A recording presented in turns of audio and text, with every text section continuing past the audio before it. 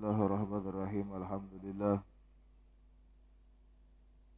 Alhamdulillahilladzi yakrifu idza syaa fi qulubil muridin law'at al-iradah wa yuz'ijuhum ila sulukis sabili sa'adah allati hiya al-iman wal ibadah wa mahwu kullu rasmin wa 'adah. Allahumma shalli wa sallim wa barik wa karim ala abdikal mujtabal mustafa sayyidina Muhammadin sayyidi ahli siyadah wa ala alihi wa ashabihi sadatil qadah. Subhanaka la ilma lana illa ma 'allamtana innaka antal alimul hakim. Wala haula wala quwwata illa billahil aliyyil azim. Rabbi syrah li sadri wa yassir li amri wa halul 'uqdatam min lisani yafqahu qawli, amma ba'd. Alhamdulillah,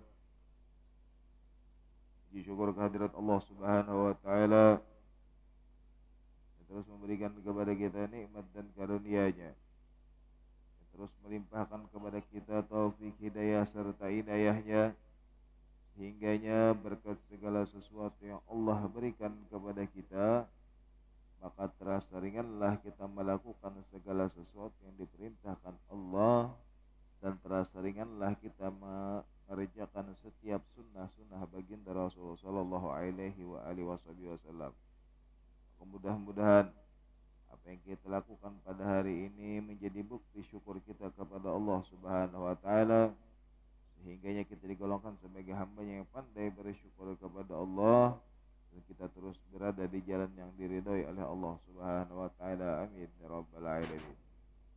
Salawat dan salam tertujukan untuk baginda Rasul Muhammad sallallahu alaihi wa alihi wasallam, juga para keluarga beliau, para sahabat, para tabi'in hingga akhir zaman, dan mudah-mudahan salawat ini menjadi salah satu sebab kelak kita dikumpulkan bersama baginda Rasul sallallahu alaihi wasallam di dalam surganya Allah Subhanahu wa taala. Amin ya rabbal alamin. Hadirin hadirat ikhwan akhwat yang dicintai oleh Allah, kalam musannif rahimahullah wa nafa'ana bihi wa bi'ulumihi fid dharain. Amin radhiyallahu ta'ala anhu wa ankum ila anqal. Babun nahyi anil bid'ah wa muhdatsatil umur. Kemudian kita sampai kepada bab yang selanjutnya dari kitab Riyadhus Shalihin. Kemudian kita sampai kepada bab di sini Al-Imam An-Nawawi menjelaskan tentang babun nahyi anil bid'ah wa muhdatsatil umur. Artinya bab di mana kemudian baginda Rasulullah sallallahu alaihi wasallam melarang kita untuk melakukan perbuatan bid'ah dan perkara yang diada-adakan. Artinya di dalam bab ini Al-Imam An-Nawawi menukil beberapa ayat dan menuliskan beberapa hadis baginda Rasulullah sallallahu alaihi wasallam, yang mana ayat dan hadis tadi memerintahkan kepada kita untuk meninggalkan perkara-perkara yang bid'ah, sehingganya kemudian kita pun dilarang untuk melakukan perkara-perkara yang mengada-ngada. Namun sebelum kita masuk lebih jauh, artinya tentang ayat dan hadis yang disampaikan oleh Al-Imam An-Nawawi dalam kitab Riyadhus Shalihin, maka perlu kiranya kita tahu apa yang dimaksud dengan bid'ah. Mungkin beberapa kali pernah ulun menyampaikan tentang perkara bid'ah atau hal yang mungkin terdedah di zaman baginda Rasul.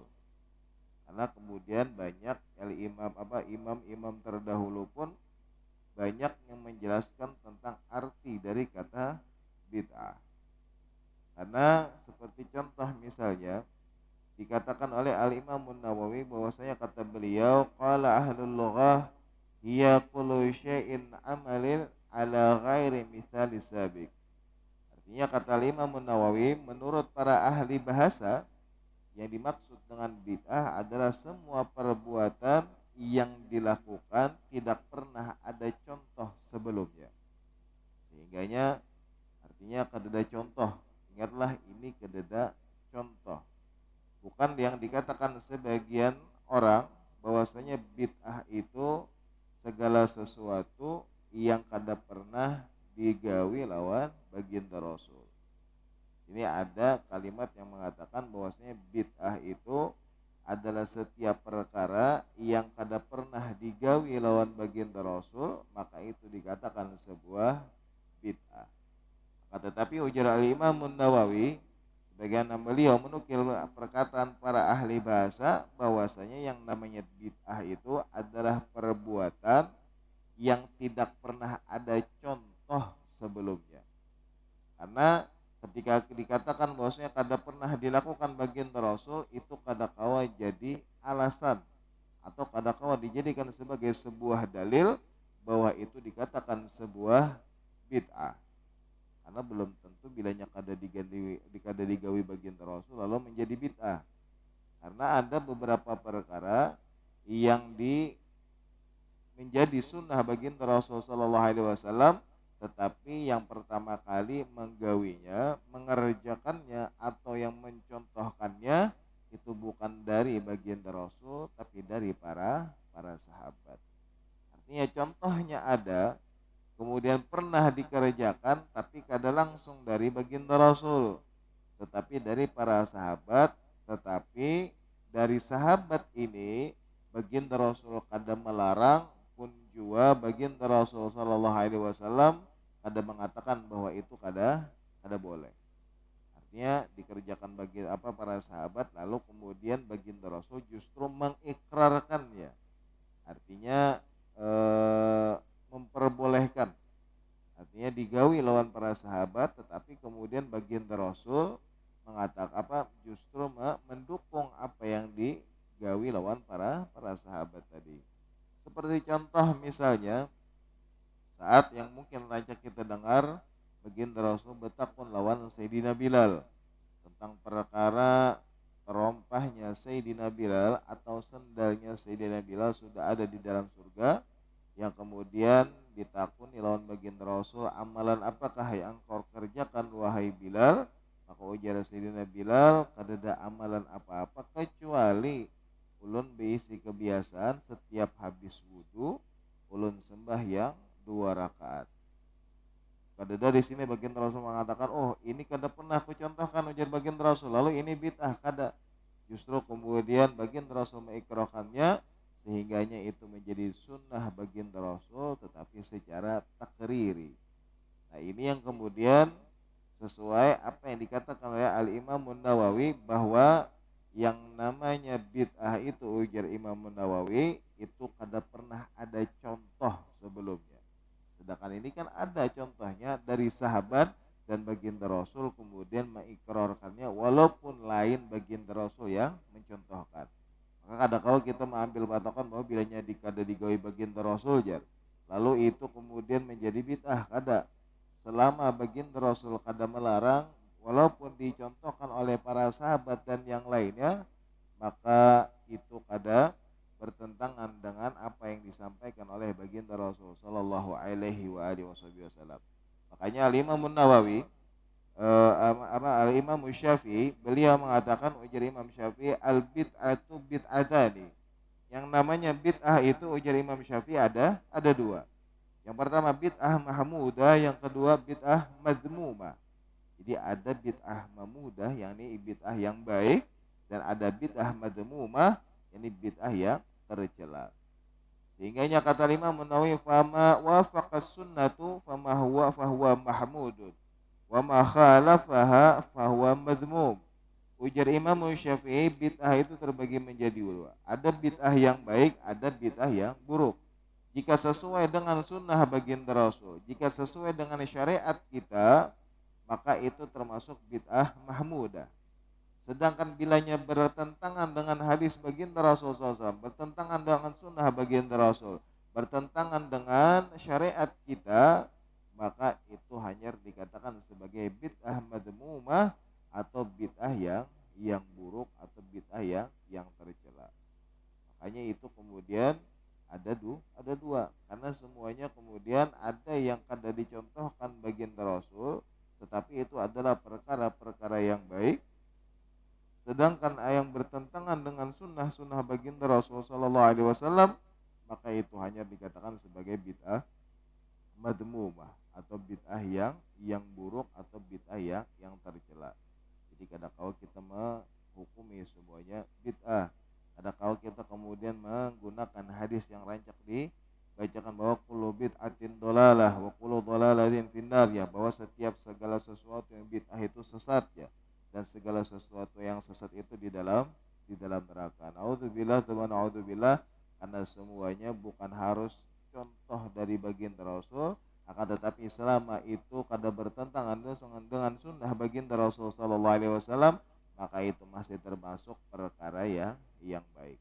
Makanya Imam Nawawi di dalam kitab Riyadhus Shalihin, ketika beliau menetapkan bab ini, artinya bab yang kemudian larangan berbuat bid'ah dan perkara yang diada-adakan, beliau menukil beberapa ayat seperti misalnya qalallahu ta'ala wa madza ba'dal haqqi ila dhalal. Kata Allah Subhanahu wa taala, maka tidak ada sesudah kebenaran itu melainkan kesesatan.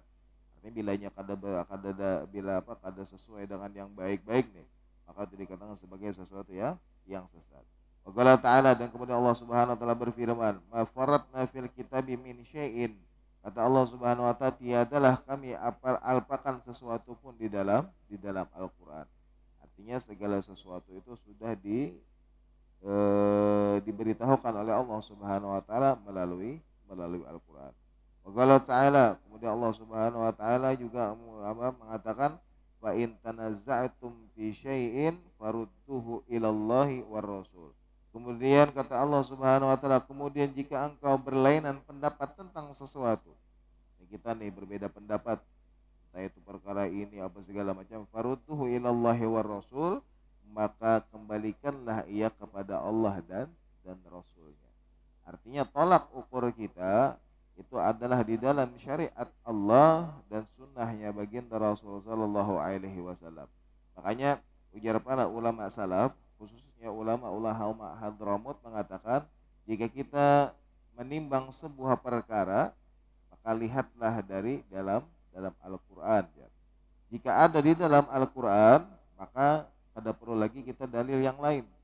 Artinya misalnya, oh ini perkara ini ada di dalam Al-Quran misalnya, ada perlu lagi kita mencari dalil dari hadis atau yang lainnya, kada perlu, karena sudah ada di dalam Al-Quran. Kalau misalnya kemudian di dalam Al-Quran kededa, kalau kayak cara kita berwudu itu kan ada di dalam Al-Quran. Seperti kayak ketika Allah Subhanahu wa taala mengatakan di dalam Al-Quran, wa idza qumtum ila sholati faghsilu wujuhakum wa aydiyakum ilal marafiq wamsahu bi ru'usikum wa arjulakum ilal ka'bain. Nah, di sini kemudian karena berbeda pendapat lagi tentang cara membaca Al-Qur'an. Karena ada qiraah di dalam syariat kita. Ada qiraahnya menurut Abu Amr, ada yang Abu Hafs dan yang lain-lainnya. Sehingganya ketika menentukan cara berwudu yang benar, itu pun berbeda antara satu imam dengan imam yang lain. Kalau di dalam mazhab Syafi'i bahwa yang namanya batis itu kan harus dibasuh. Sedangkan di mazhab lain batis itu harus diusap. Karena berbeda pendapatnya tentang ketika Allah mengatakan wamsahu biru'usikum wa arjulakum. Nah, wa arjulakum itu kembalinya kemudian atafnya kalau menurut ilmu nahwunya itu kepada faghsilu. Artinya basuhlah wajah-wajah kalian sampai kemudian tangan kalian dibasuh sampai ke siku, dan kemudian usaplah sebagian dari kepala dan basuhlah kaki kalian. Itu kalau yang menurut Abu Hafs. Kalau kemudian di dalam yang lain mengatakan bahwasanya faghsilu wujuhakum wa aydiyakum ilal marafiq wamsahu biru'usikum wa arjulikum. Kalau yang tadi wa arjulakum, kalau yang ini wa arjulikum, maka perintah ini memerintahkan untuk kemudian bahwasanya batis kita itu bila wudu hanya diusap, ada perlu dibasuh. Nah, ini kemudian perbedaan pendapat di dalam imam madhab. Nah, ini yang kemudian penentuan di dalam Al-Quran. bahwasanya kalau sudah ada dalilnya di dalam Al-Qur'an, kada perlu lagi kita menggunakan dalil yang lain. Setelah kita cari, misalnya kita berdebat di dalam satu perkara, ini perkara ini kayak apa hukumnya ajar, kita cari dalilnya di dalam Al-Qur'an, ternyata di dalam Al-Qur'an ketada, maka kita cari di dalam hadis-hadis atau sunnah-sunnah baginda Rasul sallallahu alaihi wasallam. Kalau kemudian kita dapatkan di dalam hadis walaupun kada di dalam Al-Qur'an, maka kita boleh mengambilnya sebagai sebuah dalil. Nah, terkadang kita untuk memahami Al-Qur'an dan hadis ini itu kada segampang yang kita mengartikan menurut artinya aja. Maka perlu yang namanya penjabaran, perlu penjelasan. Maka ada yang namanya ilmu tafsir, ada yang kemudian namanya ilmu pensyarahan tentang hadis, ada yang namanya asbabun nuzul, ada yang namanya asbabul wurud. Sehingganya sebab-sebab inilah yang kenapa kemudian ayat ini kenapa diturunkan, sebabnya apa, hadis ini kenapa kemudian sampai baginda Rasul menyampaikan hadis ini, apa sebabnya. Maka itu dikatakan sebagai asbabun nuzul dan asbabul wurud. Maka kita yang kada sampai kepada pemahaman mereka, pemahaman tentang apa yang disampaikan oleh baginda Rasulullah SAW atau Allah Subhanahu Wa Taala melalui ayat-ayat Al-Quran, maka kita perlu kepada yang namanya penjelasan para ulama. Lalu ada yang namanya qiyas, ada yang namanya ini dan segala macam, maka itu menjadi tolak ukur kita di dalam memahami apa yang disampaikan Allah dan Rasulnya.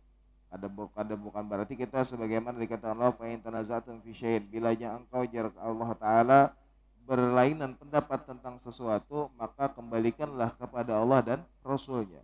Artinya kadang-kala kita mengambil langsung mentahannya aja Quran dan hadis, tetapi ada yang namanya qiyas, ada yang kemudian penjelasan tentang syarah hadis ataupun kemudian tafsir Al-Quran. Karena kita kadang ada sampai memahami apa yang disampaikan oleh Allah melalui firman-Nya dan apa yang disampaikan oleh baginda Rasulullah melalui sabdanya. Jadi perlu kita kepada qiyas, perkataan ulama dan yang lainnya untuk memahami sesuatu.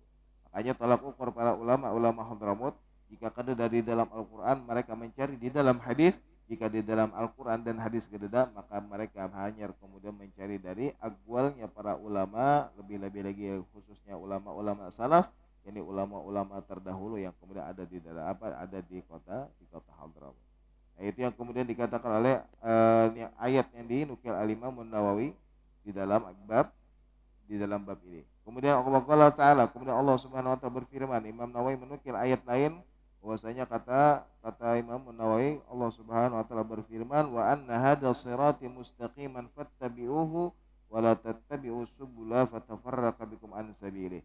Kata Allah Subhanahu Wa Ta'ala, dan bahwa yang kami perintahkan ini, kata Allah Subhanahu Wa Ta'ala, adalah jalanku yang lurus, maka ikutilah jalanku dan janganlah kamu mengikuti jalan-jalan yang lain, karena jalan-jalan itu mencerai-beraikan kamu dari jalannya Allah Subhanahu Wa Ta'ala. Artinya tetap kita kembali kepada Allah dan Rasul, tetapi kalau kita belum bisa memahaminya, lalu kita menggunakan tafsir dan yang lainnya. Kemudian Waqala ta'ala, qul in kuntum tuhibbunallaha fattabi'uni yuhibbukumullah wa yaghfir lakum dzunubakum. Kata Allah Subhanahu Wa Ta'ala, katakanlah wahai Muhammad, jika engkau benar-benar mencintai Allah, maka ikutilah aku, yakni ikuti baginda Rasul sallallahu alaihi wasallam melalui sabdanya, sunnahnya dan yang lainnya. Niscaya Allah akan mencintaimu dan mengampuni dosa-dosamu, kata Allah Subhanahu Wa Ta'ala.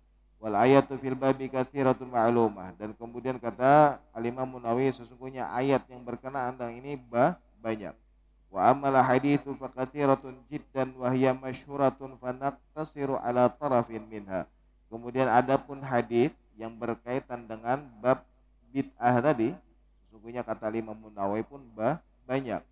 Dan tetapi ujar Imam Nawawi, wa naqtasiru ala tarafin minha, maka itu kami ringkaskan dengan mengutip beberapa hadis aja, ujar Imam Nawawi. Bagaimana kemudian yang di awal dikatakan bahwasanya hadis yang pertama, An Aisyah radhiyallahu ta'ala anha qalat qala Rasulullah sallallahu alaihi wasallam, man ahdatsa fi amrina hadza ma laisa minhu fahuwa raddun. Kata Sayyidah Aisyah bahwasanya baginda Rasul sallallahu alaihi wasallam bersabda, man ahdatsa fi amrina hadza ma laisa minhu fahuwa raddun. Kata baginda Rasulullah SAW, barang siapa yang mengadang-adakan dalam urusan agama, artinya urusan perkara agama nih, maka kata baginda Rasulullah SAW, hal yang bukan termasuk dari agama, maka hal itu adalah perkara yang tertolak. Artinya di dalam agama kita kada diterima. Tetapi mengadang-ada di sini artinya kada pernah diberikan contoh. Dasar kada ada contohnya, dasar kada pernah ada di zaman baginda Rasul. Maka itu kemudian dikatakan sebagai sebuah perkara yang baru atau perkara bid'ah. Artinya bilanya perkara itu kada dasar kada pernah ada contohnya. Malah jangan kemudian menjadikan dalil kada pernah digawi baginda Rasul kada. Artinya dasar kada pernah ada contoh, maka itu yang baru dikatakan sebagai perkara yang bid'ah. Tetapi kita kembali lagi sebagaimana yang dikatakan oleh Imam Syafi'i bahwasanya bid'ah tadi ada dua. Ada yang baik, ada yang buruk. Jika selama itu kada bertentangan dengan sunnah baginda Rasul, kada bertentangan dengan hukum-hukumnya Allah Subhanahu wa taala, maka itu masih dikatakan sebagai perkara bid'ah yang baik. Tetapi kalau sudah bertentangan, maka hanya itu dikatakan sebagai bid'ah dhalalah atau bid'ah yang buruk, maka itu hanya kada apa-apa kita sabat perkara yang bid'ah. Kalau dasar bertentangan dengan apa yang disampaikan oleh Allah dan yang bertentangan dengan apa yang dicontohkan oleh baginda Rasul sallallahu alaihi wasallam. Sehingganya di hadis yang selanjutnya Al-Imam Nawawi menukil hadis dari Sayyidina Jabir bahwasanya kata Sayyidina Jabir, kana Rasulullah sallallahu alaihi wasallam idza khataba ihmarrat aina wa ala sawtuhu washtadda ghadabu hatta ka'annahu mundiru jayshin yaqulu sabbahakum wa massakum wa yaqulu bu'ithu ana was-sa'atu kahataini wa yagrinu baina usbu'aihi as-sababati wal wusta wa yaqulu amma ba'du fa inna khairal hadithi kitabullah wa khairal hadi Muhammadin sallallahu alaihi wasallam wa syarrul umuri muhdatsatuha wa kullu bid'atin dhalalah tsumma yaqulu ana aula bi kulli mu'minin min nafsihi man taraka malan fali ahlihi wa man taraka dainan aw dayya'an fa ilayya wa alayya, rawahu Muslim. Wa anil Irbad bin Sariyah hadithuhu sabiq fi babil muhafadzah ala sunnah. Kemudian yang diriwayatkan oleh Sayyidina Jabir bin Abdullah radhiyallahu taala anhu bahwasanya beliau bercerita, kata beliau, karena Rasulullah sallallahu alaihi wasallam, Rasulullah sallallahu alaihi wasallam apabila beliau berkhutbah, ujar Sayyidina Jabir, maka kedua matanya memerah. Ya, waktu itu nih, waktu Sayyidina Jabir meriwayatkan hadis ini, ketika baginda Rasul berkhutbah atau berceramah atau mengajarkan kepada para sahabat, ketika itu ujar Sayyidina Jabir kedua matanya memerah. Kemudian wa'ala sautuh, kemudian suaranya benyaring. Washtadda ghadabuh, kemudian meledak amarahnya, artinya tambah marah baginda Rasulullah sallallahu alaihi wasallam, ka'annahu mundiru jaishin, seakan-akan beliau sedang memperingatkan kepada para pasukannya tentang musuh. Kemudian baginda Rasul bersabda, ujar baginda Rasul sallallahu alaihi wasallam, waspadalah waktu pagi dan sore kalian dari serangan musuh. Beliau bersabda pula, saya diutus sedang jarak antara aku dan hari kiamat adalah seperti ini. Artinya di dalam hadis ini baginda Rasul menyampaikan beberapa perkara. Di antaranya bahwasanya ujar baginda Rasul, berhati-hati dengan musuh kalian di waktu pagi dan sore. Lawan juga ujar baginda Rasul, aku ketika diutus oleh Allah Subhanahu wa taala, aku dan neraka itu jaraknya seperti ini. Artinya baginda Rasul memberikan contoh dengan gerakan tangan. As-sababah wal wusta, yakni as-sababah itu jari telunjuk, wusta itu jari tengah. Jadi ketika begitu baginda mengatakan aku dan aku dan hari kiamat itu seperti ini. Artinya dua jarak ini artinya kada jauh. Maksudnya waktu yang diberikan oleh Allah Subhanahu wa taala untuk umat baginda Rasul itu kada lawas. Layaknya jari tengah lawan jari telunjuk itu jaraknya kada jauh. Berarti kada lawas kemudian waktu yang tersisa untuk umatnya baginda Rasul sallallahu alaihi wasallam. Akan di peristiwa Isra Mi'raj kan baginda Rasul pernah melihat nenek-nenek yang kemudian sudah tua renta, ketika ditanyakan kepada malaikat Jibril, ujar malaikat Jibril, itulah bentuk dunia yang asli. Artinya sudah tua benar nih dunia, artinya kada lawas lagi. Bahkan Ada riwayat yang mengatakan wallahu alam tentang kebenarannya, sahihkah kadakah atau bujurkah kadakah, tetapi ada riwayat yang mengatakan umur dunia ini kada lebih dari 1500. Sedangkan kita sudah 1444. Ya mungkin sisa 55 atau 56 tahun lagi. Kalau riwayat itu bujur. Kemudian bagian Rasul mengatakan fa inna khairal hadithi kitabullah wa khairal hadi hadi Muhammadin sallallahu alaihi wasallam. Kata baginda Rasul sallallahu alaihi wasallam bahwasanya khairu fa inna khairal hadits kitabullah. Ketahuilah kata baginda Rasul sallallahu alaihi wasallam sebaik-baiknya perkara atau perkataan adalah kitabullah. Ya, perkataan yang paling baik itu adalah dari Allah, ini Al-Qur'an. Dan sebaik-baik petunjuk adalah petunjuk Muhammad sallallahu alaihi wasallam. Artinya kita harus berpegang teguh kepada Al-Qur'an dan hadis baginda Rasulullah sallallahu alaihi wasallam. Wa syarrul umuri muhdatsatuha, dan perkara yang paling buruk adalah perkara-perkara yang baru yang diada-adakan. Maka itu kemudian kata baginda Rasul, wa kullu bid'atin dalalah, setiap perkara yang bid'ah yang mengada-ngada itu adalah perkara yang sesat. Kemudian kata baginda Rasul sallallahu alaihi wasallam, ketahuilah bahwasanya ana aula bi, kata baginda Rasul. Sesungguhnya kata baginda Rasul sallallahu alaihi wasallam, barang siapa, kata baginda, sesungguhnya saya lebih utama dari setiap orang mukmin daripada dirinya sendiri. Barang siapa meninggalkan harta, maka hal itu adalah untuk keluarganya. Artinya ini masalah warathah atau masalah warisan. Dan barang siapa yang meninggalkan hutang atau keluarga yang terlantar, maka urusannya kepadaku dan menjadi tanggunganku, ujar baginda Rasul sallallahu alaihi wasallam. Walhasil di dalam hadis ini, di dalam bab ini baginda Rasul sallallahu alaihi wasallam mengingatkan kepada kita tentang perkara-perkara yang bid'ah atau yang baru. Tetapi ingat, yang baru tadi adalah yang kada pernah ada contohnya, bukan berarti yang kada pernah digawi baginda Rasul. Artinya yang menjadi ukuran di sini adalah yang kada pernah ada contoh. Walaupun ada contohnya dicontohkan sahabat, itu tetap boleh walaupun bukan baginda Rasul yang mencontohkannya. Jadi yang dikatakan bid'ah itu yang kada pernah ada contoh. Walaupun yang kemudian kada digawi baginda Rasul, bukan berarti itu adalah perkara yang bid'ah. Karena kada semua yang kada digawi baginda Rasul itu adalah perkara yang bid'ah. Karena contohnya kayak mikrofon misalnya, itu di zaman baginda Rasul kada ada. Kayak kamera wahini ati menjadi perkara yang menunjang untuk menyampaikan dakwah, itu pun kada dilarang selama itu kada bertentangan dengan hadis baginda Rasul sallallahu alaihi wasallam. Adanya kemudian masjid atau apa segala macam yang ada karpet, keramik, ini kemudian semuanya adalah perkara yang baru. Tapi karena ini menunjang untuk ibadah kita, menunjang perkara-perkara yang berkaitan dengan syariat Allah dan sunnah baginda Rasul, maka walaupun ini kededa di zaman baginda Rasul sallallahu alaihi wasallam, maka ini tetap adalah perkara yang baru, tetapi baru yang baik.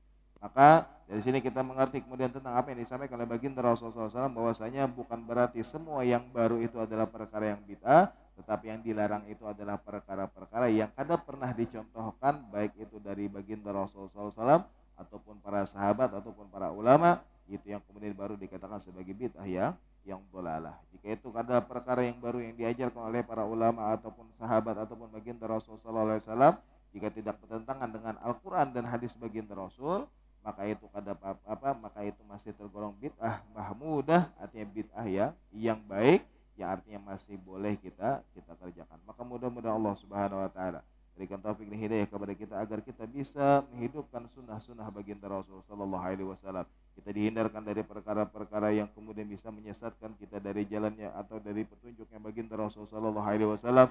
Kemudian Allah Subhanahu wa taala berikan taufik dan hidayah kepada kita agar kita semakin semangat di dalam beribadah kepada Allah, semakin semangat di dalam mendekatkan diri kepada Allah Subhanahu wa taala. Allah ampuni dosa kita, Allah ampuni dosa kedua orang tua kita, dan Allah ampuni dosa-dosa orang yang telah mendahului kita. Dan mudah-mudahan apa yang kita niatkan, yang kita hajatkan dengar dikabulkan oleh Allah Subhanahu wa taala. Yang sakit di antara kita, keluarga kita, jiran kita, Allah angkat penyakit, Allah sembuhkan seperti sedia kala. Yang punya hutang dan urusan dipermudah oleh Allah Subhanahu wa taala. Dan mudah-mudahan sebagaimana kita dikumpulkan pada hari ini, mudah-mudahan kalau kita dikumpulkan bersama baginda Rasulullah sallallahu alaihi wasallam, guru-guru kita di dalam surganya Allah Subhanahu wa taala. Amin ya rabbal alamin. Ala hadhihi niyah wa kullu niyatin salihah wa ila hadratin Nabi Muhammad sallallahu alaihi wa alihi wasallam. Al-Fatihah.